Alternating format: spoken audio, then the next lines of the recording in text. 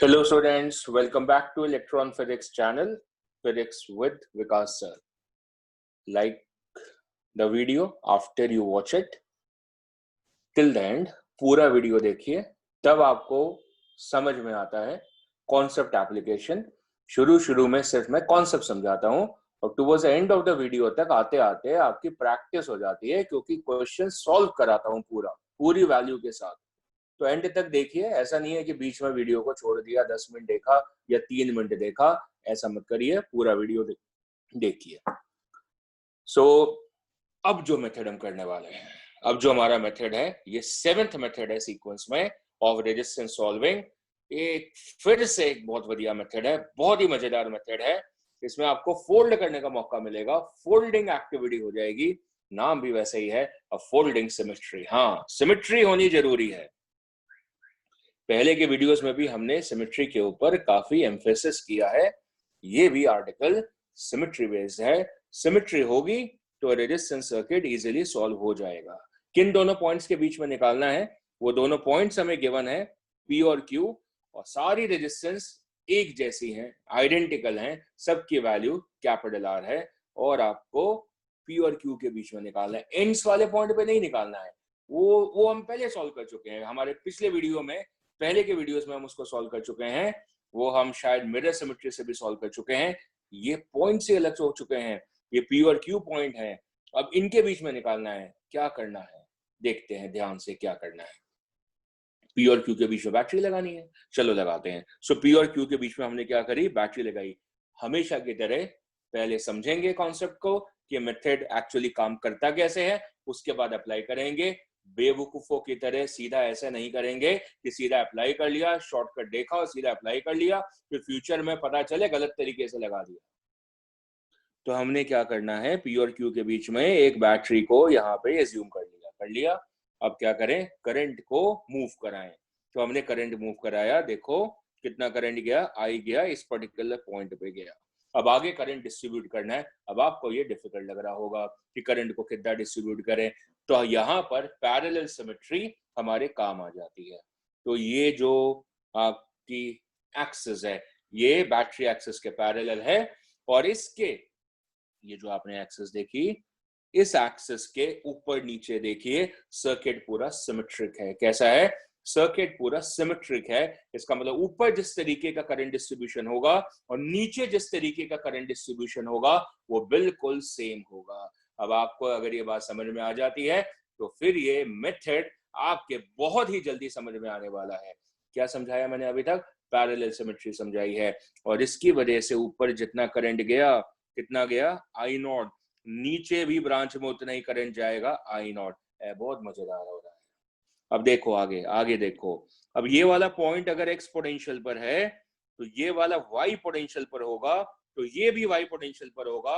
अब ऐसा क्यों होगा, बहुत आसान है, बहुत ही आसान है। ये इसलिए सेम पोटेंशियल पर होने वाला है क्योंकि यहां पर जितना पोटेंशियल ड्रॉप हो रहा है, आई नॉट इंटू आर, और यहां पर जितना पोटेंशियल ड्रॉप हो रहा है, आई नॉट इंटू आर, इन दोनों रेजिस्टेंस के क्रॉस जो पोटेंशियल ड्रॉप है वो सेम है। तो एक्स मान लो 10 वोल्ट था, और आई नॉट आर मतलब 5 वोल्ट था मान लो, तो 10 में से 5 कितने गए, 5 वोल्ट। तो एक्स को मैंने कितना रखा, मान लो 10 वोल्ट, इसकी वैल्यू मैंने कितनी रखी, 5 वोल्ट। तो आई नॉट आर भी कितना है, 5 वोल्ट। तो 10 में से 5 गए तो वाई का पोटेंशियल कितना हो गया, 5 वोल्ट, और 10 में से 5 गए तो इधर नीचे वाले का पोटेंशियल कितना हो गया, 5 वोल्ट। तो ये दोनों क्या हो गए, इक्वी पोटेंशियल पॉइंट हो गए। अरे सर ये तो घूम के इक्वी पोटेंशियल पॉइंट पर आ गया।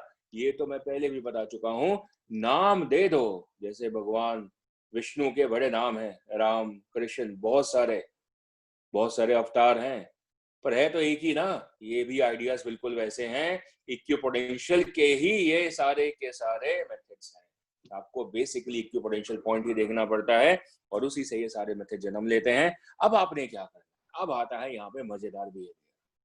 करंट आगे भी मूव करेगा, आगे भी मूव करेगा। अब इस पर्टिकुलर ब्रांच में अगर करंट गया, कितना गया, अगर इस पर्टिकुलर ब्रांच में गया I1, तो इसमें भी I1 आएगा, और इस पर्टिकुलर ब्रांच में अगर I2 गया, तो इसमें भी I2 आएगा। वो कैसे, सिमेट्री से। इस तरीके से, सिमेट्री से। तो फिर क्या करना है, जो इक्विपोटेंशियल वाले पॉइंट है उनको कनेक्ट कर देना है। क्या कर देना है, कनेक्ट कर देना है। मतलब ये वाला जो पॉइंट है और ये वाला जो पॉइंट है जो सेम पोटेंशियल पर है, इनको कनेक्ट कर दो। जब आप कनेक्ट करोगे तो ये फोल्ड हो जाएगा। क्या हो जाएगा, फोल्ड हो जाएगा। तो चलो अब इसको फोल्ड करते हैं।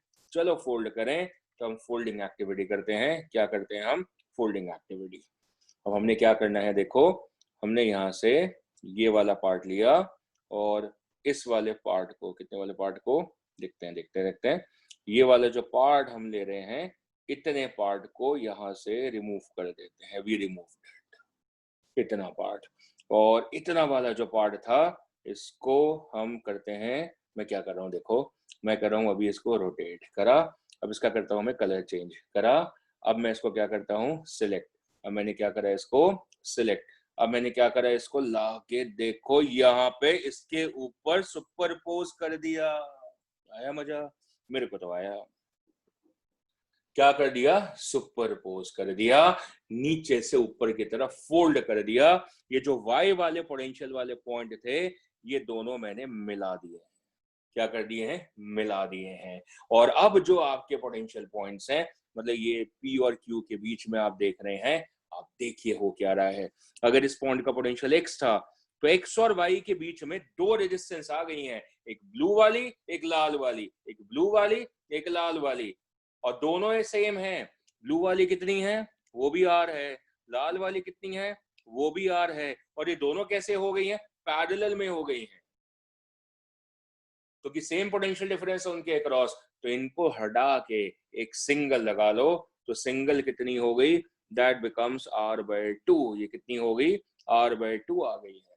उसी तरीके से राइट साइड पे देखो, एक ब्लू वाली रेजिस्टेंस है, एक लाल वाली रेजिस्टेंस है। अब ये दोनों कैसे हैं, दोनों फिर से पैरेलल में है। दोनों फिर से पैरेलल में, किसके बीच में, Y और Z के बीच में है। इन दोनों को हटा के भी क्या करेंगे, एक सिंगल लगा लेंगे। उसकी भी वैल्यू कितनी आएगी, उसकी भी वैल्यू R/2 आ जाएगी, है कि नहीं। बहुत बढ़िया है। अब ये वाला पॉइंट जो है, इसको Q ले लो।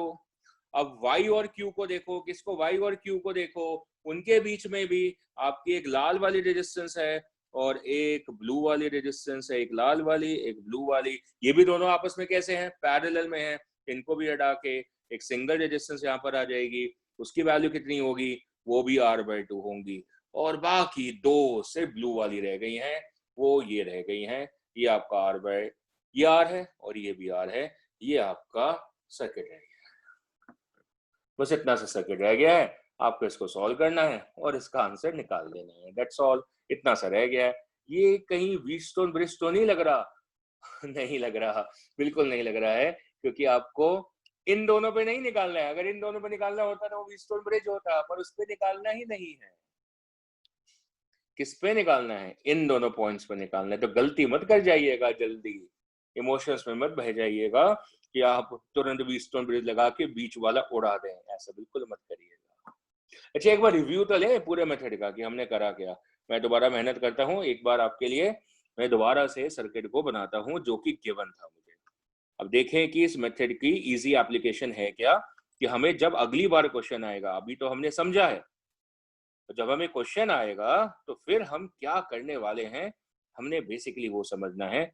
वो देखते हैं कि हम क्या करने वाले हैं। ये मेरा क्वेश्चन था, ठीक है ना, ये मेरा क्वेश्चन था, और मुझे इन दोनों पॉइंट के बीच में क्या करना था, इफेक्टिव निकालना था। तो मैंने क्या करा, इस एक्सिस के अबाउट इसको फोल्ड कर दिया। क्या कर दिया, फोल्ड कर दिया।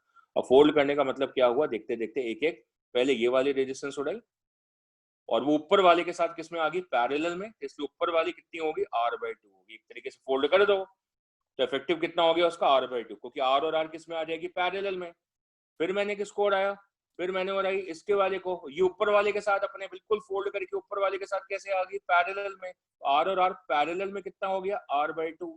और आखिर में क्या करा मैंने, ये वाली भी उड़ा दी। नहीं नहीं, आधी वाली नीचे वाली उड़ा दी। अब नीचे वाली ऊपर वाली के साथ किसमें आ गई, पैरेलल में, तो उसकी भी इफेक्टिव कितनी होगी, दैट इज R/2। और ये दोनों R और R रह गए। ये बस आपको करना है। आपने कुछ करंट वरेंट डिवाइड करके, पोटेंशियल डिवाइड करके दिखाना नहीं है, आपने बस इतना करना है। और क्योंकि आपने इसको फोल्ड कर लिया है, फोल्ड करने के बाद रेजिस्टेंस की वैल्यूज ब्रांचेस में बदल गई हैं, जहां जहां पे डबलिंग हो गई है। डबलिंग हो गई, डबलिंग का मतलब समझते हैं ना, दो दो, एक हरा, नहीं हरा थोड़ी, यहाँ पे एक ब्लू और एक रेड, डबलिंग हो गई, तो उसकी वैल्यू कितनी हो गई, R/2 आ गई। तो जिस जिस ब्रांच में डबलिंग से फील हो रही है वो R/2 R/2 R/2 हो गए, और जिसमें डबलिंग नहीं है, जैसे नीचे वाले दोनों थे उससे ब्लू रह गए, वहां पे से बाहर है। अब आप इसको सॉल्व कर लीजिए, इसके सॉल्विंग में बिल्कुल कोई डिफिकल्टी है नहीं। बाहर से सॉल्व करिए, बाहर से मतलब पी एन क्यू के उस तरफ से, राइट साइड से सॉल्व करिए। तो ये दोनों रेजिस्टेंस आपकी पहले किस में है, सीरीज में है, दोनों में करंट सेम जाएगा। ये वाली जो दोनों रेजिस्टेंस है सीरीज में, तो सीरीज में R + R/2 कितना हो जाएगा, 3R/2 हो जाएगा। तो इसकी इफेक्टिव कितनी आ गई, 3R/2। अब बाकी सर्किट रिड्यूस कर लो, तो बाकी सर्किट रह जाता है अपना, छोटा सा रह गया। अब इन दोनों पॉइंट के बीच में, यहाँ से Y और Q वाला जो पॉइंट बचा था, इन वाले पॉइंट के बीच में हमारे पास बस एक ही रेजिस्टेंस आ गई, इनको हटा के, और वो कितनी होगी, 3R/2 होगी। ये हमारा सर्किट रिड्यूस हो जाता है। यहाँ से आप खुद कर सकते हो क्वेश्चन को, मैं करा ही देता हूँ आपको पूरा का पूरा, है ना, कहीं आपसे बाद में गलती हो जाए, आंसर मैच ना करे, तो मैं करा दूं। अब क्या देखना है, अब हम ये देख रहे हैं कि ये वाली दोनों रेजिस्टेंस कैसे हो गई हैं, पैरेलल में हो गई हैं। तो इनका पैरेलल इफेक्टिव निकालते हैं। सो पैरेलल इफेक्टिव हो गया इनका 3R/2 into R/2 divided by 3R/2 plus R/2। ये हो गया 3 इंटू R अपॉन 3 दूनी 6 और 2 8, 3R/8। अब आगे क्या बचता है, आगे बचता है ये रेजिस्टेंस एज इट इज। ये दोनों रेजिस्टेंस येलो वाली हटा के कितनी आ गई, 3R/8 आ गई है। कितनी आ गई है, 3R/8 आ गई है। सही आ रही है ना, ठीक है ना, पैरेलल में। और ये एक रेजिस्टेंस रह गई है ऐसे, ये आपका सर्किट बच गया है। किसके बीच में निकालने का ध्यान रखना आप, वो मत भूल जाना, इस पॉइंट और इस पॉइंट के बीच में निकालना था, P और Q के बीच में। और अब क्योंकि P और Q के बीच में निकालना है, अब ये वाली दोनों रेजिस्टेंस कैसे आ गई हैं, सीरीज में आ गई हैं। इनमें करंट कितना जाएगा, सेम जाएगा। अब इधर वाली वैल्यू कितनी, R/2, और इधर वाली 3R/8। अब इन दोनों को जोड़ लो, सीरीज में है, सीरीज तो सुखी होती है, that is R/2 plus 3R/2। Parallel कौन सी मुश्किल होती है, वो भी आसानी है। ये कितना हो गया अपना, 4 और 3 7, 7R/8 आ गया। तो क्वेश्चन बस खत्म होने के मूड में है।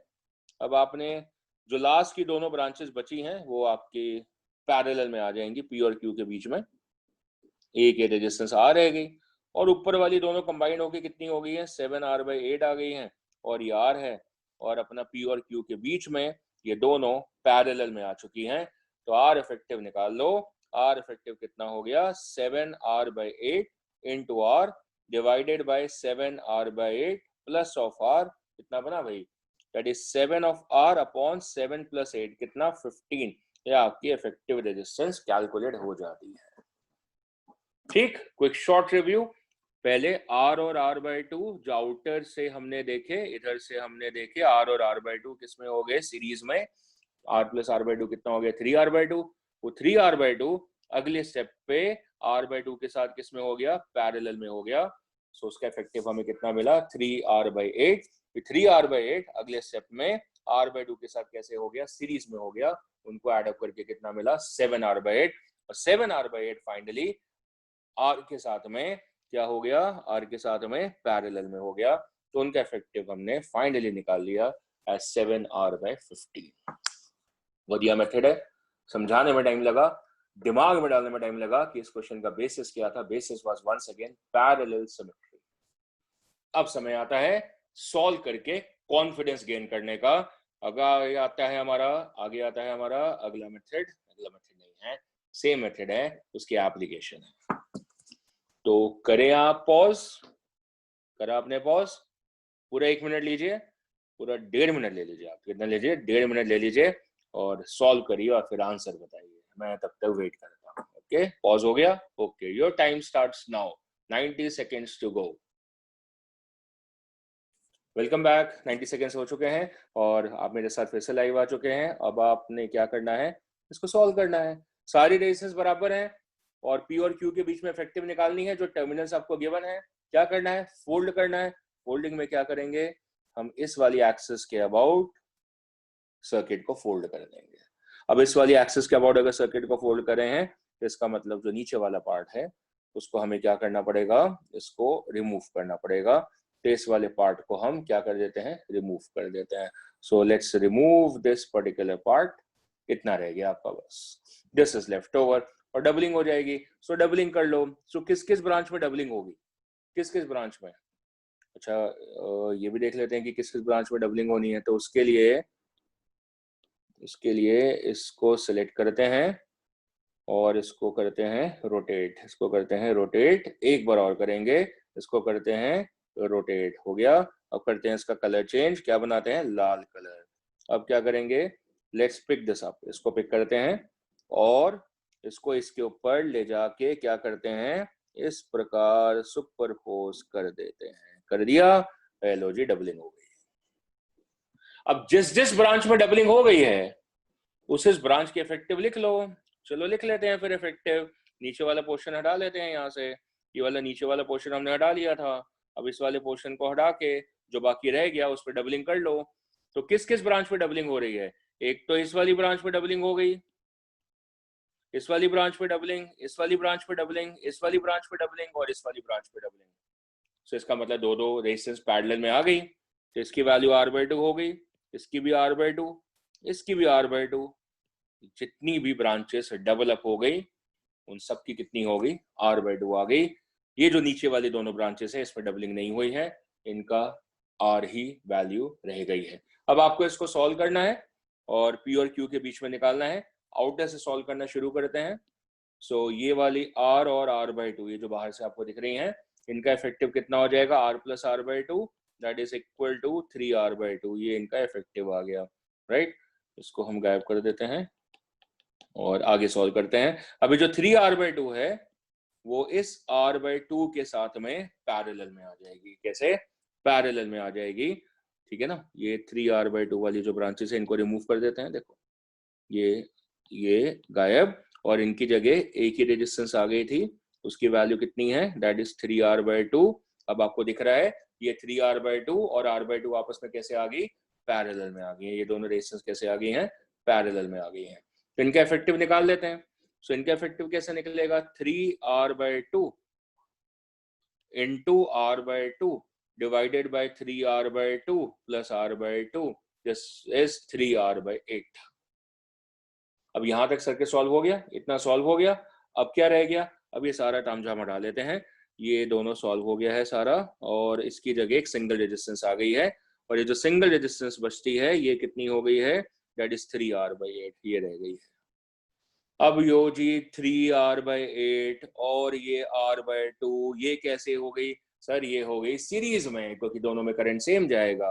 अभी इसमें सो दोनों को ऐड करो।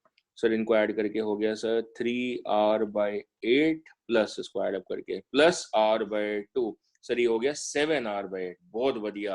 अब क्योंकि ये सारा तामझाम कंप्लीट हो गया है तो ये वाली ब्रांचेस अब गायब कर देते हैं। ये वाली ब्रांचेस हमारी गायब हो गई और इनकी जगह एक रेजिस्टेंस आ गई। आप रिवाइंड करके देख सकते हैं बार बार कि क्या किया है मैंने। ये कितना हो गया, 7R/8 हो गया। अब क्या होने वाला है, अब ये जो अगली वाली दोनों ब्रांचेस हैं ये वाली, ये पैरेलल में आने वाली है। क्या मजेदार है, सीरीज पैरेलल खेल रहे हैं। मेथड तो सीख लिया, उसके बाद तो जी सीरीज पैरेलल का खेल चल रहा है। ये दोनों कैसे हो गई हैं, पैरेलल में हो गई हैं।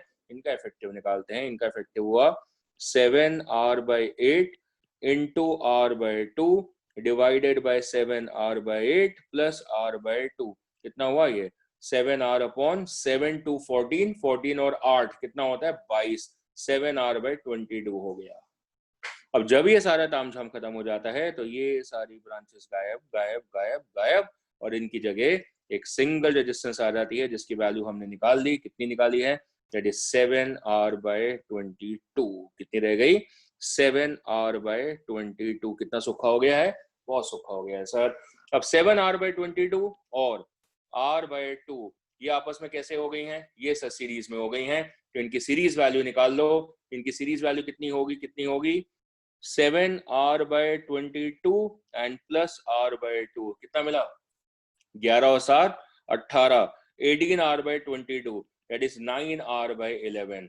अब मामला बिल्कुल ही थोड़ा सा रह गया है।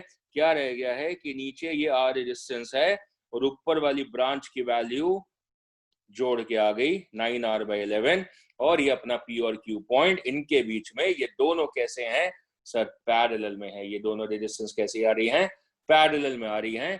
तो मेहनत सफल होने वाली है। आर इफेक्टिव की वैल्यू कितनी आने वाली है, करो सॉल्व। ये मेथड यहाँ पे खत्म होता है, बहुत ही बढ़िया मेथड है। फोल्डिंग सिमेट्री, फोल्डिंग सिमेट्री मजा आता है, फोल्ड करने में मजा आता है। मेथड का बेस तो वही है, क्या बेस है, अरे वही पुराना, क्या वही पुराना, इक्विपोटेंशियल, बहुत बढ़िया है। इसके बाद वाला जो वीडियो आने वाला है वो है इनफाइनाइट रेजिस्टेंस को सॉल्व करने वाला। बहुत सारी रेजिस्टेंस आएंगी, सबको सॉल्व करना पड़ेगा, सबको सॉल्व करना पड़ेगा। वो भी एक बहुत इंपॉर्टेंट वीडियो है। जैसे देखो एंड तक देख के क्या होता है कि पूरा का पूरा आर्टिकल समझ में आता है, उसकी एप्लीकेशन आती है और आंसर भी आता है। आंसर भी तो जरूरी है। फाइनली जेडब्ल्यू मेंस का पेपर लिख रहे हो, नीट का पेपर लिख रहे हो, अब आपने इतनी मेहनत कर ली, फाइनल आंसर ही गलत निकाला, ऑप्शन में नहीं निकला, तो क्या फायदा, करते ही नहीं उससे बढ़िया, तो है ना। सो आर इफेक्टिव कितना हो गया, 9R/11 into R divided by 9R/11 plus R, ये बन गया जी 9R/9 और 11 कितने होते हैं 20। That's a value for effective resistance. Like share and subscribe. दोबारा मिलते हैं अगले मेथड के साथ में।